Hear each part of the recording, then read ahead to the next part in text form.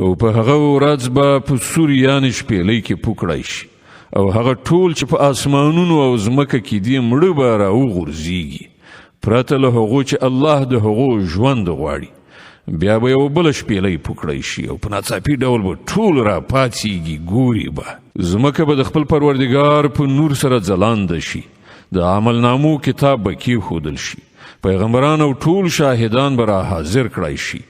د خلکو په منځ کې به له حق سره سمه فیصله وکړای شي او پر هغو به هیڅ ظلم نه وي او هر چاته به هر څه عمل چې کړی و د هغه پوره بشپړه بدله ورکړی شي.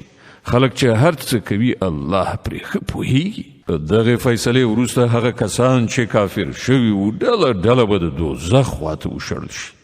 تر دې پورې چې کله هغوی هلته ورسیږي نو د هغه دروازې به پرانستل شي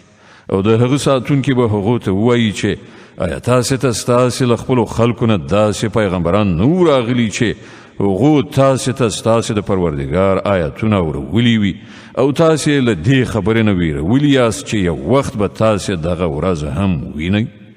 هغوی به ځواب ورکړي هو راغلي وو،